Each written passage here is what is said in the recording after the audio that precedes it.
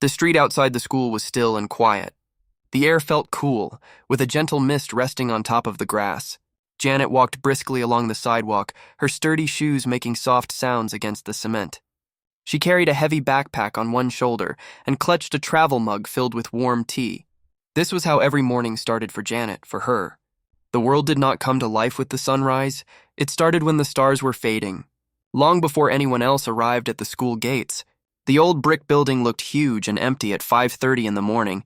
Janet always arrived early. She needed every minute to clean the classrooms and halls before the noise and chatter of students filled the space. She liked this quiet time when she unlocked the main door. The metal key echoed in the empty stairwell. She stepped inside and flicked on the first row of lights. Janet was a single mom. Life had never been easy, but she never let her troubles stop her from doing her job well. She would think about her son, Jacob, still asleep at home. His pajamas were always a little too big, and his hair never seemed to stay flat. Janet worked hard because of him. Every mop, every sweep, every careful wipe of the windows was for Jacob. She wanted him to have a better life than she had known. She hung her gray sweater on the hook near the janitor's closet. The room was filled with smells she recognized well: lemon-scented cleaner, fresh soap, and sometimes a faint mustiness from the old mop heads. It was not glamorous, but she took great pride in making things shine. She started with the teacher's room, moving chairs gently out of the way and wiping down every table and surface with practiced skill. As she worked, her thoughts drifted. She remembered how important it was for a school to feel welcoming and safe. When she was a girl, school was her refuge from the troubles at home. Maybe that's why she tried so hard to make each corner bright and clean. For every student, not just for her own child. The work went quickly at first. Janet hummed a soft tune, one her mother used to sing. She swept up the dust and scraps of paper the teachers left behind. She pushed her old cart down the halls, nodding at the framed photos of past students who grinned back at her from the walls. Every once in a while, she paused and smiled to herself. The quiet was peaceful, helpful for collecting her thoughts. The cafeteria was the next stop. It always smelled of yesterday's food. Janet set to work on the tables, one by one. She wondered what the students would talk about here today. Janet knew how much happened in the corners of these rooms. Friendships made, secrets whispered, dreams quietly spoken over quick lunches. She picked up a small crumpled drawing from under a chair. It was a stick figure family smiling under a bright sun. Janet thought of Jacob again. Her son loved to draw pictures for her most mornings. There was a note waiting for her on the kitchen table at home. Sometimes it was just a simple heart, other times a drawing of the two of them at the park. Those pictures gave Janet strength when her hands were sore and her back ached. The sun began to rise little by little outside. Orange and gold streaks shone through the tall windows. Janet stopped for a moment to watch. She enjoyed these small moments of beauty. She felt lucky, even in simple ways, to see the world slowly brighten. She finished mopping and moved on to the bathrooms. Each task required careful attention. She knew people noticed when things weren't done well, and she liked knowing her work was good, even if nobody ever said thank you. School was a strange place in the early morning. Echoes bounced around empty corners, and every footstep seemed important. Janet sometimes imagined what it would be like to sit in one of the classrooms as a student, listening to the lessons she had missed so many years ago. She tried to read bits of the chalkboard notes as she passed. Sometimes she understood, sometimes not, but she always tried. By the time the clock struck 7, the first teachers arrived. They nodded in greeting, sometimes with a smile. Sometimes in a hurry, Janet just nodded back. She never minded not being the center of attention. She liked the idea of doing what needed to be done without drawing notice. That was how she had always lived, quietly strong, quietly hopeful. She made one last check through each hallway. Her favorite part was making sure every garbage can was empty, every light strange shadow banished by her work. The building felt ready. She had made it welcoming for all who would walk through those doors. All morning long, Janet would remain in the background, watching the school come to life from her quiet corner. But in this early light, before the world truly stirred, the school belonged to Janet. The walls held her gentle touch, the floors her careful footsteps. She felt at peace in the emptiness. Proud in ways she rarely said out loud, she stood by the last window and looked out at the yard. She thought of Jacob. She thought of how every sunrise was a beginning, not just for her, but for everyone inside the old brick walls. And as she rolled her cart back to the closet, ready for whatever the day would bring, Janet carried hope. Tucked somewhere between the hard work and the morning's small, Quiet joys. The morning had been moving along smoothly for Janet.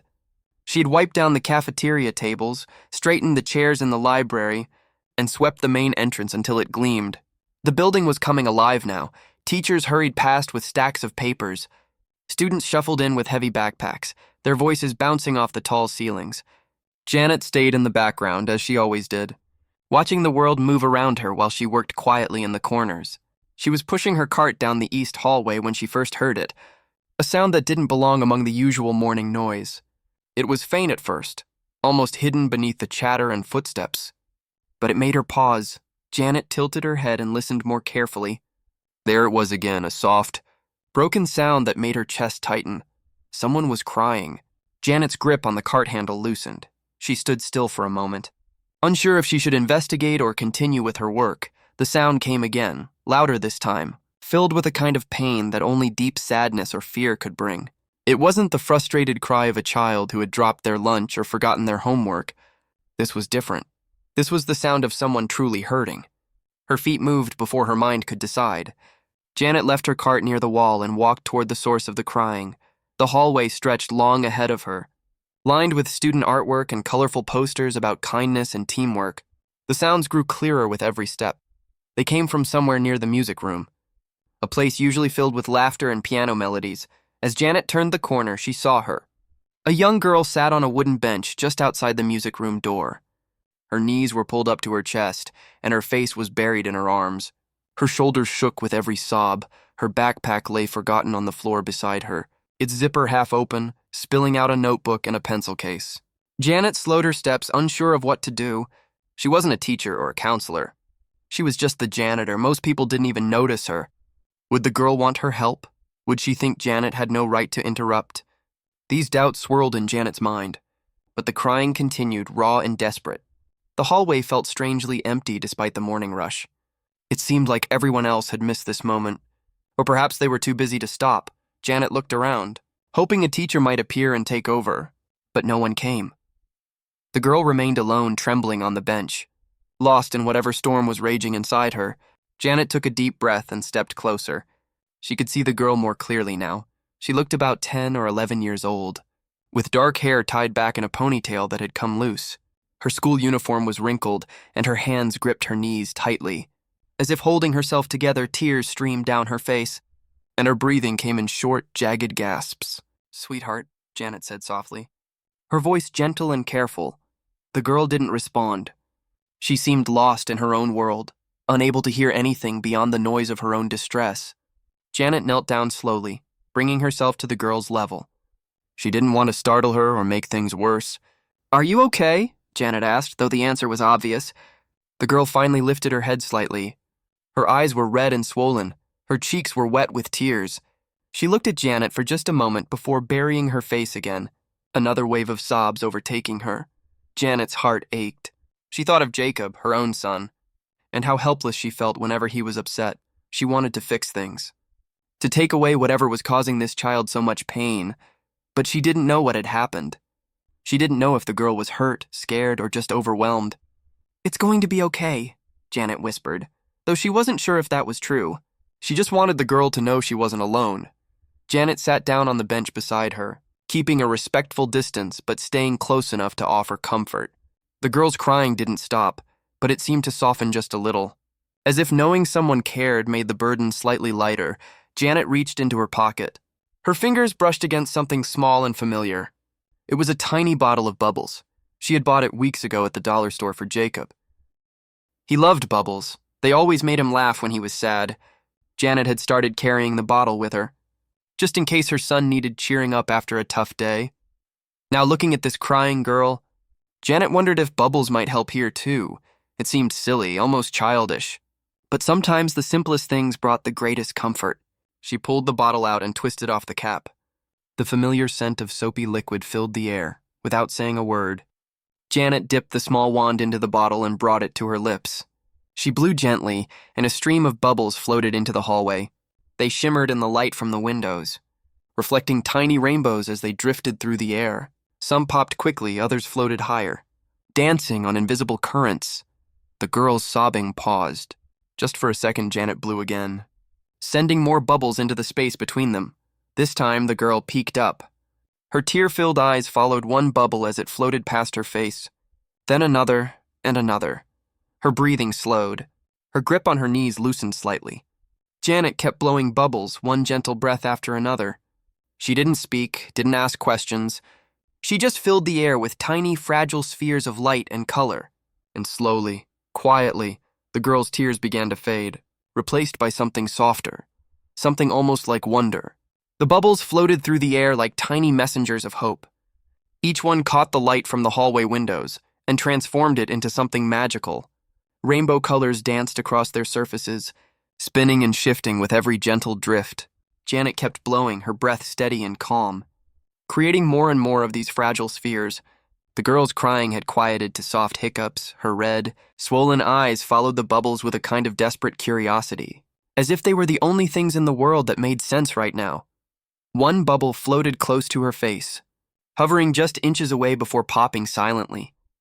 The girl blinked, surprised, and for the first time since Janet had found her, something other than pain crossed her features. Janet dipped the wand again and blew a cluster of smaller bubbles. They scattered in different directions, some rising toward the ceiling, others drifting down the hallway like tiny explorers.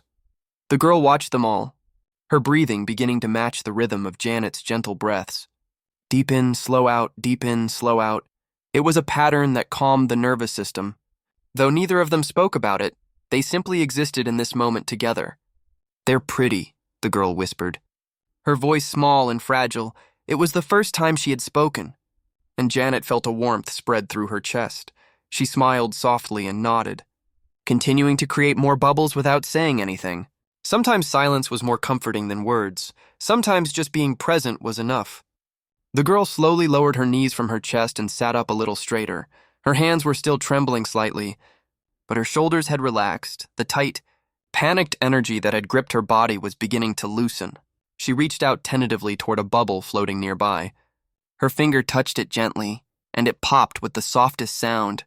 A tiny smile appeared on her face. Just a hint, barely there but real. Janet saw it and felt her own heart lift. She had done something right. She had helped, even if just a little.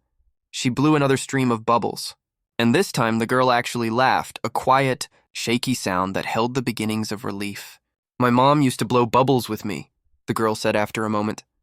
Her voice was still soft but stronger than before.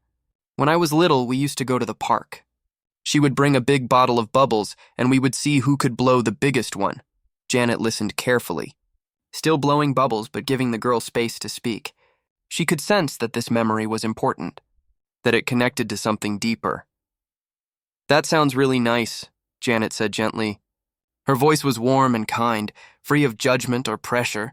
"She's gone now," the girl continued, her eyes following another bubble as it drifted past. "She died last year, sometimes I forget, and then I remember, and it hurts so much." Fresh tears formed in her eyes, but they were different now. Slower, softer. These were tears of grief rather than panic. Janet's heart ached for this child. She understood loss in ways that most people couldn't see. She had lost people too, had felt that crushing weight of absence. "I'm so sorry, sweetheart," she said quietly. "It's okay to miss her. It's okay to feel sad," the girl nodded, wiping her eyes with the back of her hand. "Today is her birthday," she explained. "Everyone at school is happy and normal, and I feel like I'm drowning. I couldn't breathe in class. I had to leave. I didn't know where to go," Janet understood now. The crisis hadn't been about school or grades or friends. It had been about carrying an enormous weight of grief alone, about trying to survive in a world that kept moving when hers had stopped. "You did the right thing by leaving," Janet said softly. "Sometimes we need to take care of ourselves first." She set the bubble bottle down on the bench between them. The girl looked at it, then at Janet. "Do you want to try?" Janet asked, offering the wand. The girl hesitated for just a moment before taking it. Her hands were steadier now. She dipped the wand carefully and brought it to her lips.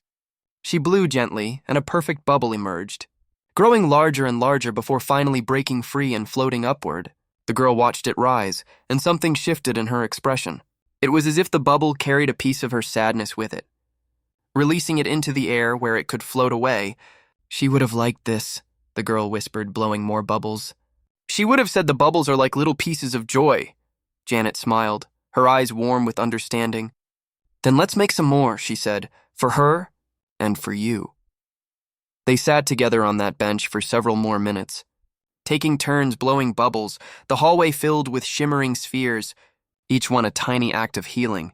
Other students walked by, some glancing curiously, but no one interrupted. This moment belonged to Janet and the girl, a sacred space carved out of an ordinary morning. Slowly, the girl's face transformed. The tension melted away, replaced by something softer. She wasn't happy, not yet, but she was calmer. She was breathing. She was present. And most importantly, she knew she wasn't alone.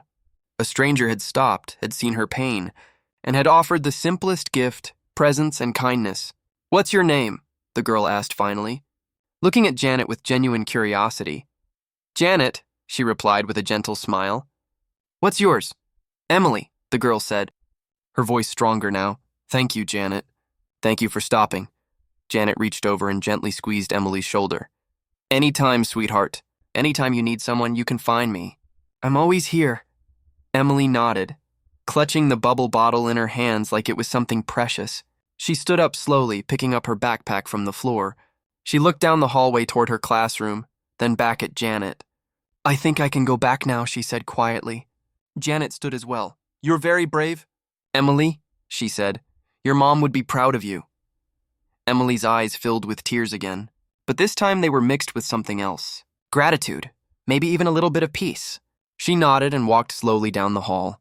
Glancing back once to wave at Janet, Janet waved back, watching until Emily disappeared around the corner. She picked up her cleaning cart and stood there for a moment. Feeling the weight of what had just happened, she had made a difference. She had helped a child find her way through darkness, and she had done it with nothing more than bubbles and kindness. Marcus Harrison stood perfectly still in the shadowed alcove near the corner of the hallway. His expensive leather shoes made no sound on the polished floor. His tailored suit, worth more than most people earned in a month, hung perfectly on his tall frame. But in this moment, none of that mattered. He had come to the school early for a surprise visit, wanting to check on Emily before her day truly began, wanting to be the father he had been struggling to become. He had been walking through the east hallway when he first heard the crying. His heart had seized immediately, recognizing something in that sound that made his blood run cold. It was Emily. He knew his daughter's voice even when it was broken by tears. His first instinct had been to rush forward, to fix whatever was wrong, to use his power and influence to make everything right. That was what he always did in business, identify problems and solve them quickly. But something made him pause. As he rounded the corner, he saw Emily on the bench, her small body trembling with sobs, and he also saw someone else, a woman in a simple gray uniform pushing a cleaning cart. The woman stopped, looked at Emily, and instead of walking past like so many others had, she stayed. Marcus held back, watching from a distance, curious about what would happen next. He had noticed the janitor before, of course, though only in the vague way one notices furniture or wallpaper. She was always there, always working, always invisible. He had never learned her name, never thought to ask. She was just part of the background of the school, someone who cleaned up after everyone else and then disappeared. But now, watching her kneel down beside his daughter, he saw her differently. The woman spoke softly to Emily, her voice too quiet for Marcus to hear from where he stood. Emily didn't respond at first. Lost in her grief, Marcus clenched his fists, wanting desperately to intervene, to hold his daughter and tell her everything would be okay. But something kept him rooted to the spot. Perhaps it was curiosity. Perhaps it was the realization that his usual methods weren't working, that despite all his money and power, he hadn't been able to reach Emily in the weeks since the anniversary of her mother's death. Then the woman did something completely unexpected. She pulled out a small bottle from her pocket. Something colorful and simple. She dipped a wand into it and began blowing bubbles. Marcus watched in stunned silence as those fragile, shimmering spheres floated through the hallway, catching the morning light and transforming it into rainbows. It was such a simple gesture. Almost childish, Marcus would have never thought of it in 1,000 years. He would have called a therapist, scheduled appointments, perhaps bought Emily something expensive to distract her from her pain. but bubbles that had never crossed his mind. And yet, as he watched, he saw something miraculous happen.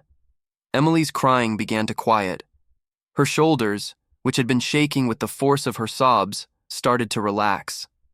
She lifted her head slightly, her red, swollen eyes following the bubbles with a kind of desperate hope. One bubble floated close to her face, and Marcus saw his daughter's expression change. The raw panic and grief softened into something gentler. Marcus felt his throat tighten. Emotions he rarely allowed himself to feel began to surface. When was the last time he had really seen Emily? Not just glanced at her over breakfast or asked about her homework, but truly seen her, truly understood her pain. He had been so busy running his company, managing billions of dollars, making decisions that affected thousands of employees, that he had missed what was happening right in front of him. The janitor continued blowing bubbles, patient and gentle, creating a safe space for Emily without demanding anything in return. She didn't ask questions, didn't try to fix everything immediately. She just offered presence and kindness. Marcus watched as Emily finally spoke, her voice so quiet he couldn't make out the words, but he could see the woman listening carefully, nodding with understanding. They talked for several minutes, the woman never rushing, never checking her watch or showing impatience. She gave Emily her full attention, as if there was nothing more important in the entire world than this one hurting child. Marcus felt something break open inside his chest, a realization so profound it shook him to his core. This woman, whose name he didn't even know, who earned a fraction of what he made in an hour, whose society barely noticed, had something he lacked. She had the ability to see people, to truly connect with them, to offer comfort without expecting anything in return. She had shown his daughter more genuine care in 5 minutes than he had managed in weeks. Marcus thought about his own childhood, about how his father had been distant and focused on building the family fortune, about how he had promised himself he would be different. Yet here he was, repeating the same patterns, too busy to notice his daughter drowning in grief. He had hired the best tutors, enrolled Emily in the finest school, given her every material advantage. But he had failed to give her what she needed most: presence, understanding, simple human connection. He watched as the janitor handed Emily the bubble bottle, encouraging her to try. Emily took it with trembling hands and blew, creating a perfect bubble that floated upward. Marcus saw something shift in his daughter's face, a tiny crack in the wall of grief that had been suffocating her. The woman said something that made Emily nod, and they continued blowing bubbles together, two people from completely different worlds connected by a simple act of kindness. Marcus stood in the shadows, witnessing this transformation, feeling his own heart begin to crack open. Tears pricked at his eyes, something that happened so rarely he almost didn't recognize the sensation. He had built an empire, commanded boardrooms, negotiated deals worth millions, but none of that had prepared him for this moment, watching a stranger show his daughter the compassion he had failed to provide. He realized then that everything he thought he knew about success and value was wrong. True worth wasn't measured in bank accounts or business achievements. It was measured in moments like this, in the willingness to stop and see another person's pain, in the courage to offer comfort even when it wasn't your job, in the simple human kindness that cost nothing but meant everything. Marcus made a decision in that moment. Standing in the shadowed hallway, watching his daughter slowly come back to life through the gift of bubbles and presents, he would change. He would learn from this woman. He would become the father Emily needed. And somehow, he would find a way to thank this janitor who had saved his daughter with nothing more than bubbles and a compassionate heart. Emily walked slowly down the hallway, glancing back one more time to wave at Janet before disappearing around the corner. Janet stood there for a moment, her hand still raised in farewell, feeling the weight of what had just happened settle into her heart. She turned back to her cleaning cart, ready to continue her work, when she heard footsteps approaching from behind. "Excuse me?" a deep voice said, calm but carrying an edge of emotion that made Janet pause. She turned around and found herself face to face with a tall man in an expensive suit. His dark hair was perfectly styled, his watch gleamed in the hallway light, and everything about him spoke of wealth and power. But his eyes, those held something different. They were red-rimmed, glossy with unshed tears, and filled with a vulnerability. that seemed out of place on such a polished exterior. "Yes, sir," Janet replied softly, instinctively straightening her uniform. She recognized him immediately. Marcus Harrison, the billionaire CEO whose name appeared in newspapers and business magazines. She had seen him at school events, always surrounded by important-looking people, always moving quickly from one obligation to another. She had never imagined he would speak to her. Marcus opened his mouth to speak, then closed it again, struggling to find the right words. He had commanded boardrooms filled with aggressive competitors, had negotiated billion-dollar deals with steady confidence. But standing before this janitor who had just saved his daughter, he felt completely unprepared. "That was my daughter," he finally said, his voice catching slightly. "Emily, the girl you just helped." Janet's eyes widened in surprise. "Oh," she said quietly, her hand moving to her chest. "She's a beautiful child. You must be very proud of her." She meant it sincerely, without any of the flattery that Marcus usually heard from people trying to gain his favor. It was a simple, honest observation. "I am," Marcus said, then paused, his throat tightening. "But I've been failing her." The admission came out before he could stop it, raw and honest in a way he never allowed himself to be with anyone. "I was standing there, watching the whole thing. I saw her crying, and I didn't know what to do. I was frozen." Janet listened quietly, her expression gentle and understanding. She didn't interrupt, didn't rush to fill the silence with empty reassurances. She just gave him space to speak, something Marcus realized he desperately needed. "Then you came along," he continued, "and you did what I couldn't. You saw her pain and you knew exactly how to reach her, with bubbles." He laughed softly, the sound mixing with something close to a sob. "Something so simple, and it worked better than anything I've tried in months." "Sometimes the simple things are the most powerful," Janet said gently. "When my son is upset, I've learned that he doesn't need grand gestures. He just needs to know someone sees him, someone cares enough to stop and be present with him." She smiled softly. "Those bubbles were just a tool. What really helped Emily was knowing she wasn't alone in that moment." Marcus felt something crack open inside him.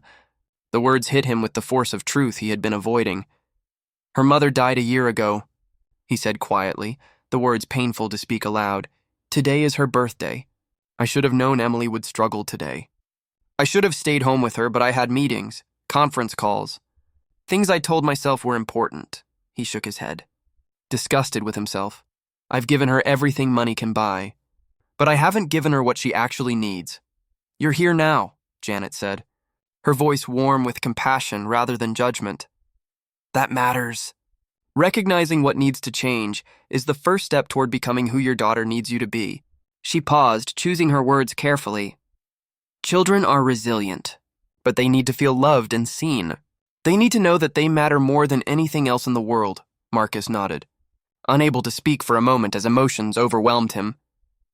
This woman, who cleaned floors and emptied trash cans for a living, possessed a wisdom that all his education and success had never taught him. "How do you do it?" he asked finally. "How do you work so hard and still have so much to give? I saw the care you showed Emily. That wasn't just doing your job, that was genuine compassion." Janet's expression softened, and for a moment, she looked tired in a way that spoke of years of struggle. "I won't pretend it's easy," she said honestly. "I'm a single mom. I work long hours just to make ends meet. There are days when I'm exhausted. When I wonder if I'm doing enough for my own son." She paused, her eyes meeting his. "But I choose to see people. I choose to care because that's what makes us human. Money can't buy that. Power can't command it. It's a choice we make every single day." "What's your name?" Marcus asked, realizing with shame that he had never bothered to learn it before. "Janet," she replied. "Janet Martinez." "Janet," Marcus repeated, as if committing it to memory. "Thank you. I can't express how much what you did means to me. You gave my daughter something I couldn't, and you showed me what I've been missing." Janet smiled gently. "Your daughter loves you, Mr. Harrison. I could see it in the way she talked about wanting to make you proud. She doesn't need you to be perfect. She just needs you to be present." She paused, then added quietly, "It's never too late to change. Never too late to become the person you want to be." Marcus felt tears finally escape, rolling down his cheeks despite his attempts to maintain composure. He didn't care anymore about appearing weak or vulnerable. "I want to do something for you," he said, his voice thick with emotion. "To thank you. To show my gratitude." "You don't need to do anything for me," Janet said, shaking her head. Seeing that little girl smile again was all the thanks I need. But even as she spoke, Marcus was already forming ideas, plans taking shape in his mind. He couldn't let this moment pass without action. Couldn't return to his old life without making changes that would honor what this woman had taught him. "Will you at least let me know if there's anything you or your son ever need?" Marcus asked, pulling out a business card from his pocket. "Please." "I mean it, anything at all." Janet took the card hesitantly, clearly uncomfortable with the gesture. "That's very kind of you," she said softly, then added with a gentle firmness, "But the best thing you can do is be there for Emily. That's what matters most," Marcus nodded, understanding the wisdom in her words. "You're right," he said. "You're absolutely right." He stood there for another moment, not wanting to end this conversation, not wanting to return to the world where people like Janet remained invisible. Finally, he extended his hand. "Thank you." "Janet, thank you for everything." Janet shook his hand, her grip firm despite the difference in their social positions. "Take care of that beautiful daughter of yours." "Mr. Harrison," she said, "and take care of yourself too. Grief has a way of affecting everyone, even when we try to hide it." The weeks following that morning in the hallway brought changes that rippled through Marcus Harrison's life like stones dropped in still water. He couldn't stop thinking about Janet, about the simple wisdom she had shared, about the way she had seen his daughter when he had been blind. Every morning when he woke up, every night before he slept, her words echoed in his mind. "Children don't need you to be perfect. They just need you to be present." Marcus started making different choices. He cleared his morning schedule to have breakfast with Emily, really sitting with her instead of checking his phone or reviewing documents. He asked about her dreams, her fears, the things that made her laugh. He learned that she loved drawing, but felt too shy to show anyone her artwork. He discovered that she missed her mother most at night, when the house felt too quiet and empty. Emily noticed the change immediately. At first, she seemed cautious, unsure if this new version of her father would last. But as days turned into weeks, she began to open up. She started leaving her drawings on his desk, shy offerings that he treasured more than any business contract. They established a bedtime routine where he would read to her, something he hadn't done since she was very small. Sometimes they would talk about her mother, sharing memories that made them both cry and laugh. But Marcus's transformation went beyond his relationship with Emily. He began to see the world differently, to notice the people who made his life function smoothly but remained invisible. The security guard who opened the building door each morning, the assistant who organized his chaotic schedule, the delivery driver who brought packages to his office. He learned their names, asked about their families, recognized them as human beings rather than functions. One morning, Marcus called an emergency meeting with his executive team. They gathered in the boardroom, expecting to discuss quarterly earnings or expansion plans. Instead, Marcus stood before them with a proposal that left several people speechless. "I want to create a scholarship program," he announced, his voice firm with conviction, "for the children of school staff, janitors, cafeteria workers, administrative assistants, security guards, all the people who make our schools function but whose families often struggle to afford college." The room fell silent. One executive cleared his throat. That's very generous, sir. But perhaps we should focus our charitable efforts on initiatives with more visibility." Marcus's jaw tightened. He understood what wasn't being said, that helping janitors' children wouldn't bring the same prestige as funding a wing of a hospital or donating to a high-profile cause. "Visibility isn't the point," Marcus said quietly, but with steel in his voice. "Impact is the point. These are families who work hard, who contribute to our communities in essential ways, and who deserve opportunities. We're doing this." There was no room for argument in his tone, and the executives nodded, making notes about implementation. But Marcus didn't stop there. He established a new initiative within his company focused on employee well-being, mental health resources, paid family leave, and support systems for workers dealing with grief or trauma. He remembered how isolated Emily had felt, how he had failed to recognize her pain, and he wanted to ensure his employees had the resources he had lacked. He also advocated for changes at Emily's school. He met with the principal and proposed funding for a full-time counselor dedicated to helping students navigate difficult emotions. He suggested creating quiet spaces where children could go when they felt overwhelmed. Places stocked with simple comfort items like stress balls, coloring books, and yes, bubbles. The principal was enthusiastic, grateful for support that would genuinely help students. Marcus made another important decision. He sought out Janet one morning at the school, finding her in the cafeteria wiping down tables before students arrived. "Janet," he called softly, not wanting to startle her. She turned, surprise crossing her face when she saw him. "Mr. Harrison," she greeted him warmly. "How are you?" "How's Emily?" "She's doing better," Marcus said, and his smile was genuine. "Much better, actually. I wanted to thank you again, and to tell you about something I've started," he explained the scholarship program, watching as Janet's eyes filled with tears. "Your son will be one of the first recipients when he's ready for college," Marcus added. "Full tuition, room and board, everything." Janet's hand flew to her mouth. "Mr. Harrison, I don't know what to say," she whispered. "You don't have to say anything." Marcus replied, "This isn't charity. Janet, this is recognition. Recognition of the value you bring, not just through your work, but through your character, through the way you see people and care for them. But it's not just for you," he continued. "It's for dozens of families. All the people who work behind the scenes to make our schools function.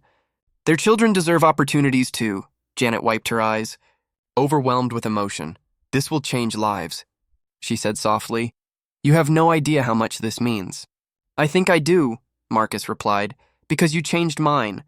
You showed me what really matters, and I'll spend the rest of my life trying to honor that lesson." They stood together in the quiet cafeteria, two people from completely different worlds connected by a moment of compassion that had transformed them both. In the months that followed, the scholarship program launched to widespread attention. News outlets covered the story, praising Marcus's innovative approach to corporate philanthropy, but Marcus barely paid attention to the accolades.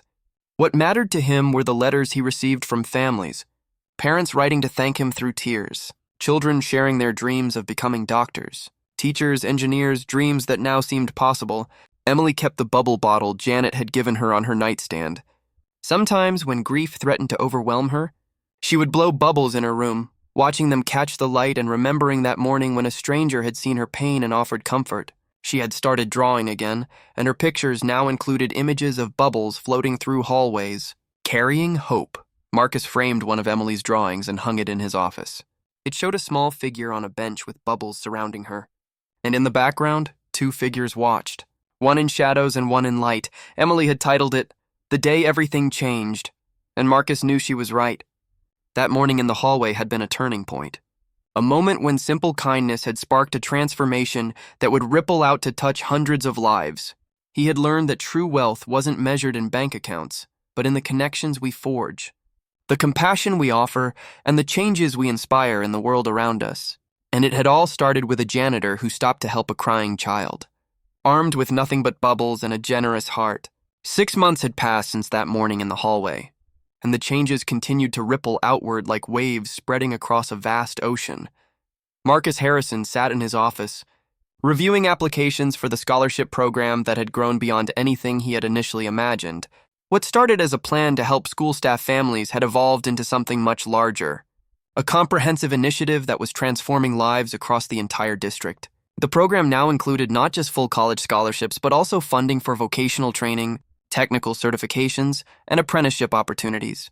Marcus had learned from his research that not every student wanted or needed a traditional 4-year degree. Some had talents and passions that were better served through other paths, and he wanted to support all of them. The initiative provided career counseling, mentorship programs, and even funding for students to explore their interests through summer programs and workshops. Janet's son Jacob was thriving under the program's early intervention component. Designed to prepare younger students for future success, he attended after-school enrichment classes where he learned coding, participated in art workshops, and joined a reading club that had ignited his love of science fiction. Janet watched her son blossom with opportunities she could never have afforded on her own, and every time she thought about it, tears of gratitude filled her eyes. But the impact went far beyond scholarships. Marcus had worked with the school district to implement comprehensive mental health support systems. Every school now had access to trained counselors who specialized in helping children navigate grief, anxiety, and emotional challenges. Quiet rooms were established in each building. peaceful spaces where students could go when they felt overwhelmed. These rooms were stocked with calming tools, including stress balls, journals, headphones with soothing music, coloring supplies, and yes, bubbles. Teachers received training on recognizing signs of emotional distress in students and learned techniques for creating supportive classroom environments. The district implemented new policies that prioritized mental well-being alongside academic achievement. Recognizing that children couldn't learn effectively when they were struggling emotionally, parents were offered workshops on supporting their children's mental health, creating a comprehensive network of care that wrapped around each student. Emily had become an unexpected ambassador for these changes. She spoke at school assemblies about her experience with grief and the importance of asking for help. Her vulnerability and honesty touched other students who were struggling silently. Several children approached her afterward, sharing their own stories of loss and pain. Emily listened with the same compassion Janet had shown her, and she always carried a bottle of bubbles in her backpack, ready to offer comfort to anyone who needed it. The relationship between Marcus and Janet had also deepened over these months. They met regularly for coffee, conversations that began as updates on the scholarship program, but evolved into genuine friendship. Janet offered Marcus wisdom about parenting, life, and finding meaning beyond material success. Marcus provided Janet with resources and support, ensuring she never had to worry about making ends meet. He increased wages for all janitorial and support staff at the schools, recognizing the essential nature of their work. Janet's life had changed in ways she was still processing. The financial security allowed her to work fewer hours, giving her more time with Jacob.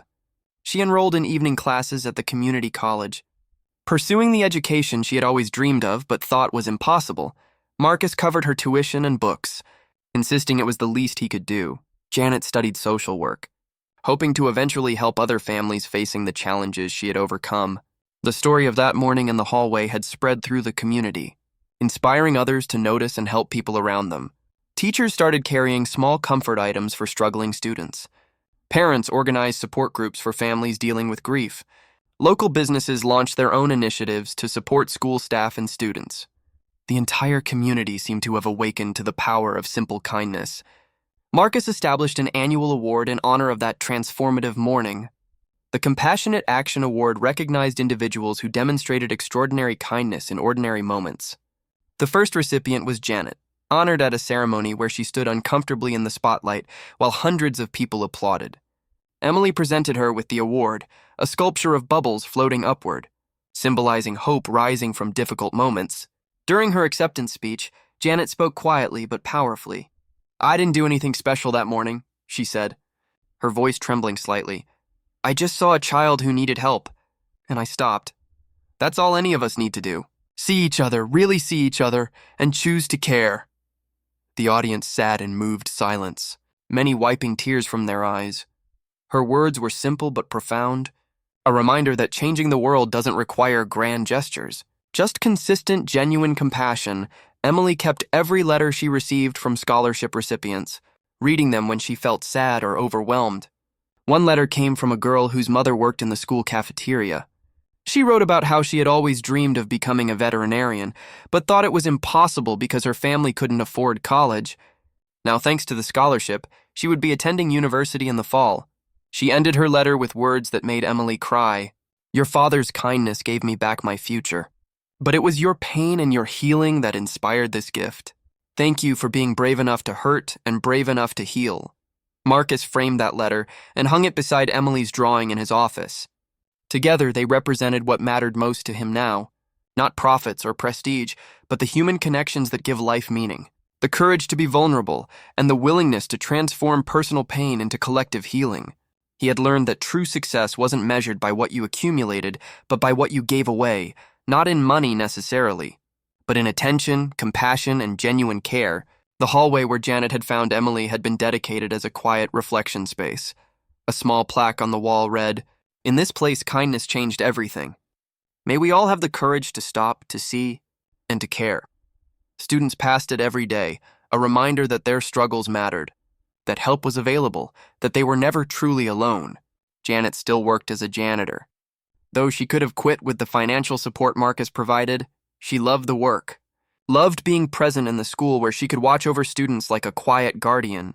She carried bubbles in her pocket every day, and she used them often for crying children, frustrated teachers, overwhelmed parents, and sometimes just for herself, reminding herself that even in difficult moments, beauty and hope could still float upward. A year had passed since that transformative morning in the hallway, and the ripples of kindness had become waves that touched shores far beyond anyone's imagination. Marcus Harrison stood at the podium during the first annual Compassionate Action Summit, an event that brought together business leaders, educators, and community members to discuss how simple acts of kindness could create systemic change. The auditorium was packed with people eager to learn how they could make a difference in their own communities. "It started with bubbles," Marcus began, his voice steady but emotional. "A janitor saw a child in crisis and stopped to help. That single act of compassion changed not just 2 lives, but hundreds. It taught me that the most valuable currency in the world isn't money. It's attention, presence, and genuine care." The audience listened intently, many taking notes, inspired by his vulnerability and authenticity. The scholarship program had now expanded to 5 school districts, supporting over 200 families. The first group of recipients was preparing to start college in the fall, their dreams no longer constrained by financial limitations. Among them was Jacob, Janet's son, who had been accepted into a prestigious engineering program. His passion for building and creating would finally have the resources and education to flourish. Janet sat in the audience, watching Marcus speak. Her life had transformed in ways she still found difficult to believe. She had completed her associate degree in social work and was now pursuing her bachelor's degree. She continued working at the school, not because she had to, but because she wanted to. The work gave her purpose, allowed her to be present for students who needed someone to see them, just as she had seen Emily. Emily, now 12 years old, had grown into a confident young woman who carried her mother's memory with grace. She volunteered as a peer counselor at school, helping younger students navigate difficult emotions. She had started a club called Bubbles of Hope, where students gathered to support each other through challenges, share their stories, and practice acts of kindness. The club had spread to other schools in the district, creating a network of young people committed to seeing and helping each other. The mental health initiatives Marcus had funded were showing remarkable results. Counselors reported significant decreases in crisis situations as students felt more comfortable seeking help before reaching breaking points. Teachers noticed improvements in classroom engagement and academic performance as students' emotional needs were being addressed. Parents expressed gratitude for the support systems that helped their families navigate difficult times. Other corporations had taken notice of Marcus's approach to corporate social responsibility. Several had reached out asking how they could implement similar programs in their communities. Marcus was generous with his knowledge, understanding that the goal wasn't to build his own legacy, but to spread a movement of compassionate action. He had created a toolkit that other businesses could use to start their own initiatives, and he offered it freely to anyone who asked. The story of Janet and Emily had been covered by national media, inspiring countless people across the country to notice and help those around them. Letters poured in from teachers, janitors, bus drivers, and cafeteria workers who shared their own stories of seeing students in crisis and choosing to help.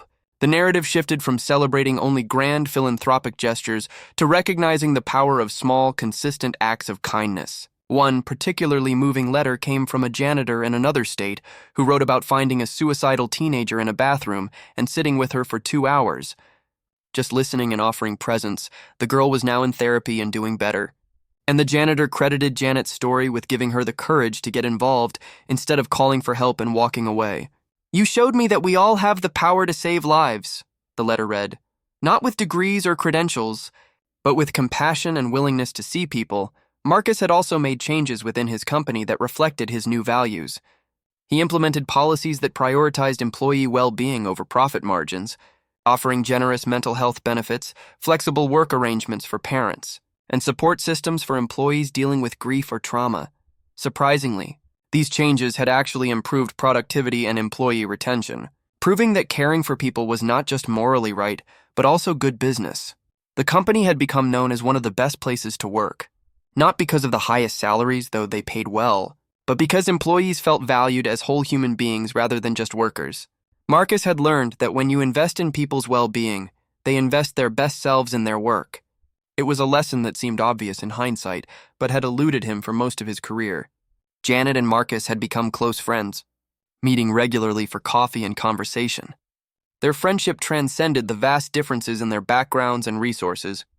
They had discovered that at the core they shared the same values: a belief in the dignity of every person, a commitment to seeing and helping others, and an understanding that true wealth was measured in relationships and impact rather than possessions. Emily and Jacob had also become friends.